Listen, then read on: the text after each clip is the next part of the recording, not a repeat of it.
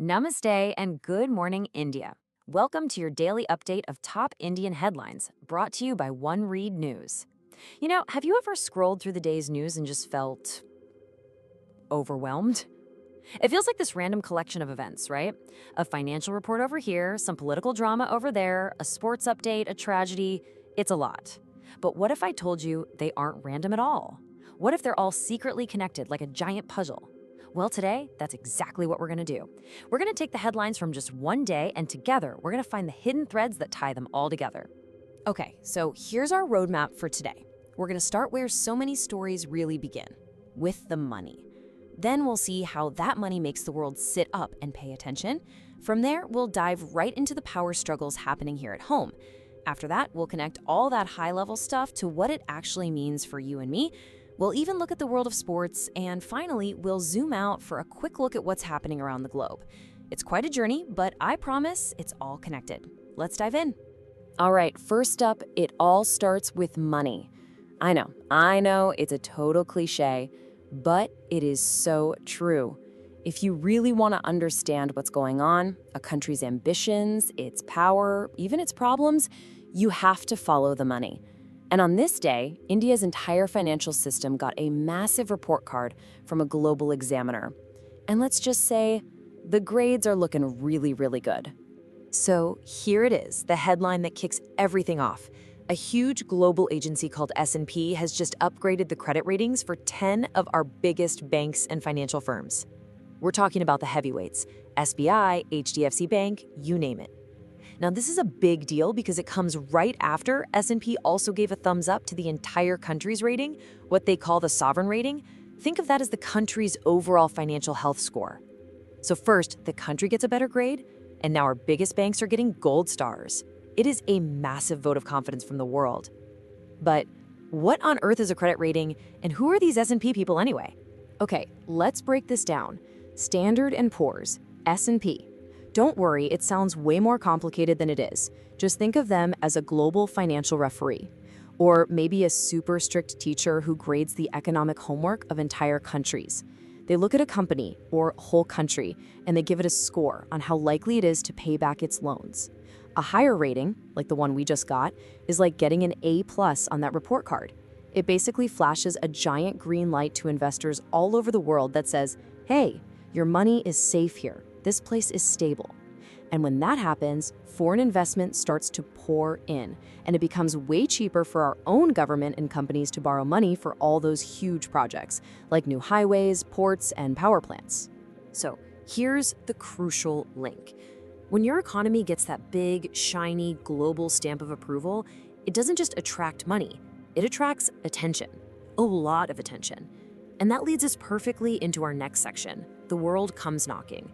Because a strong economy puts you right in the middle of the global chessboard, forcing you to play a very careful, very complicated game of diplomacy with the world's biggest powers. And wow, this slide just lays out the situation perfectly, doesn't it? It's the ultimate tightrope walk. On one side, we have China's Foreign Minister Wang Yi planning a visit to talk about our very tense border situation. The goal, they say, is to stabilize ties. At the exact same time, from the other side of the world, you have the United States threatening trade tariffs. Now, a tariff is basically just a tax on things you're trying to sell to them, making your stuff more expensive. So you've got one global giant reaching out a hand to talk, while the other is raising a fist to warn. India is caught right in the middle of this geopolitical squeeze. And this is where this fantastic quote from the famous economist Jeffrey Sachs just hits the nail on the head. He's laying out the strategy for survival in this new world order. He's basically saying, look, putting all of your economic eggs in one basket, like relying too much on selling to the huge US market, is a super risky game. Why? Because it gives that one country the power to hurt you with threats like tariffs. You lose your independence. Sachs is arguing for diversification. Build strong trade relationships with everyone, Europe, Russia, Africa, the rest of Asia. It's not about picking a side. It's about building an economic foundation so strong with so many different supports that nobody can easily push you around. It's a game plan for economic self-reliance. But here's the thing. You can't project strength and confidence to the rest of the world if your own house isn't in order. It's just not possible. A strong foreign policy demands a stable home front. And that brings us right to our third section, the power play at home. Because while all this is happening on the global stage, a huge fight for power and control is playing out right here, all across India. And this, right here, is the billion-dollar question. See, India is a federal system. That's just a fancy term that means power is shared between the national government in New Delhi, the center, and all the individual state governments. Now, there's always supposed to be a healthy back and forth, a little bit of tension, but lately that tension has been boiling over into a real fight. And it's happening on 3 different fronts at the same time, in our highest courts, through the actions of federal agencies, and out on the streets. So let's start in the Supreme Court. The whole debate is about the power of the state governor. Governors are appointed by the center, and the central government is arguing in court that they have the right to delay bills that have been passed by an elected state government. The official line is that this is a safeguard, a check against hasty laws. But the critics, and there are many, say this can be used as a political weapon, a way for the center to block the agenda of a state, especially if that state is run by an opposition party. It's a very polite constitutional argument about some very serious, real-world political power. And while the lawyers are arguing those high-minded principles in court, look at what's happening on the ground. The Enforcement Directorate, the ED, that's a powerful central agency that investigates financial crimes, is raiding the properties of a state minister in Tamil Nadu. Now, Tamil Nadu is governed by an opposition party. The official reason is an investigation into alleged money laundering. But what's really catching everyone's attention is the pattern. This isn't a one-off event. We see this happening again and again, central agencies launching major investigations into opposition leaders, which always raises questions about the timing and the real motivation behind it all. And this fight for control isn't just happening behind closed doors. It's also happening out in public. At the very same time, a top opposition leader, Rahul Gandhi, is launching what's called a Vote Adhikar Yatra, a march for voting rights. The protest is all about claims that legitimate voters are having their names deleted from the voter lists. So this takes the power struggle directly to the people, trying to build public support around the idea that the very foundations of democracy are under attack. So do you see it now? A court case, a federal raid, and a street protest? They seem like separate stories, but they're not. They're 3 battles in the same war for political control in India. Okay, so we've got this wild mix of global finance, international diplomacy, and these intense domestic power games. It's easy to get lost in all the high-level strategy, but really, the most important question is, so what? What does any of this mean for us, for ordinary people going about their day? Well, that's what we're going to explore right now in Section 4, From Politics to People. Hey, remember that A+ credit rating from S&P we talked about right at the start? The one that makes it easier and cheaper for India to get money for big projects? Well, this is what that looks like in the real world. 11,000 crore rupees. That's the value of just 2 new road projects being opened in Delhi. This is the moment that an abstract economic report turns into actual concrete and steel that people can drive on. This is what global confidence looks like. These are highways that are supposed to cut down on those killer commute times and reduce pollution, making daily life a little bit better for millions. But the impact of government isn't just measured in giant numbers and massive highways. Look at this number, 5 rupees. For just 5 rupees, a daily wage worker in Delhi can now get a full, clean, and nutritious meal at these new Atal canteens. This is the other side of the coin. For someone struggling to make ends meet, a subsidized meal isn't just a nice gesture, it's a lifeline. It's about dignity. It shows the government's role isn't just to build big things, but also to provide a safety net for the people who need it most. It's a direct impact on someone's daily life. And the state's influence goes even deeper than roads and food. It touches the most personal, most private parts of our lives. In this case, the Delhi High Court had to step in to protect an interfaith couple who were being threatened. And the court didn't just make a simple ruling, it powerfully reaffirmed a fundamental right that any adult in this country can marry whomever they choose without pressure from family or society. And crucially, the court ordered the police to protect them. This is such a powerful reminder that the courts are there to defend an individual's freedom against the pressures of the group. Okay, so we've seen how money and power shape everything from global alliances down to the most personal choices. But the story of a day, the story of a country, is also told in its moments of celebration, its heartbreaks, and in the collective spirit we find in culture and sport. And that brings us to Section 5, Triumph, Tragedy, and Sport. And we have to start with some truly tragic news out of Mumbai.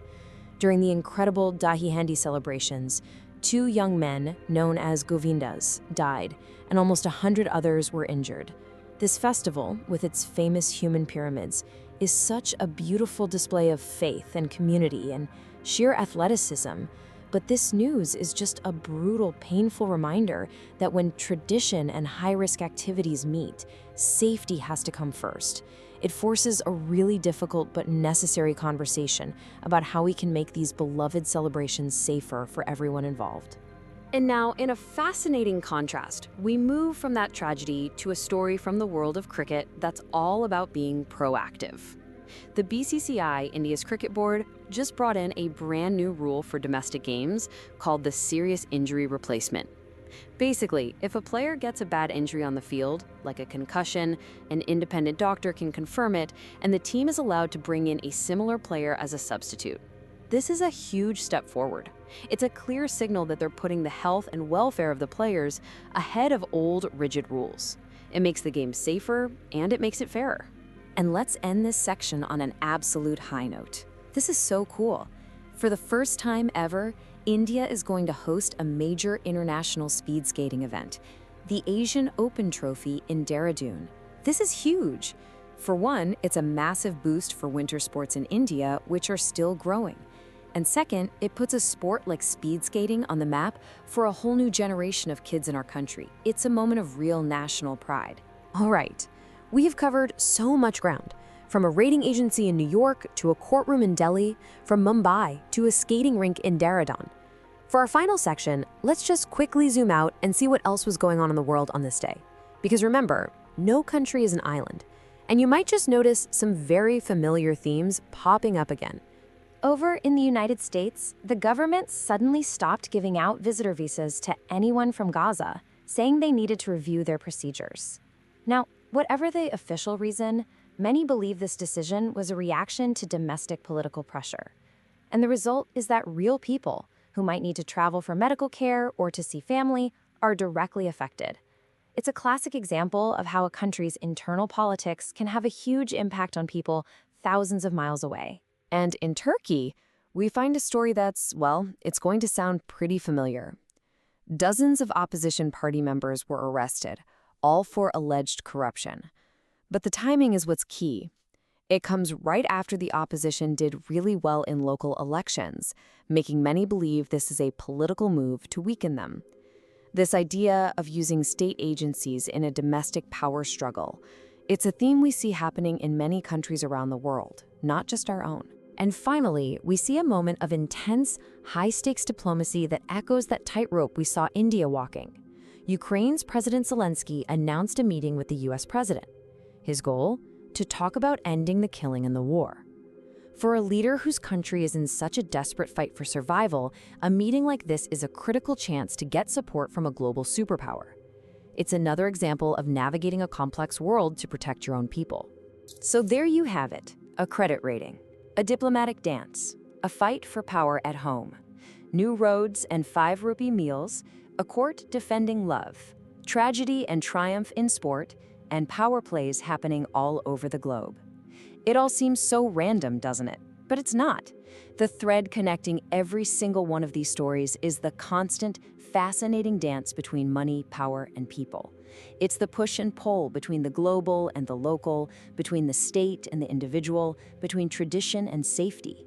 Every headline we saw today was just one piece of that much bigger puzzle. We sincerely hope that by bringing you just the facts, free from bias, we've empowered you to form your own clear understanding of the day's events. Our mission is to provide a dedicated space for factual news away from the usual noise. Follow us on Spotify and YouTube to listen to this podcast every morning at 8 a.m.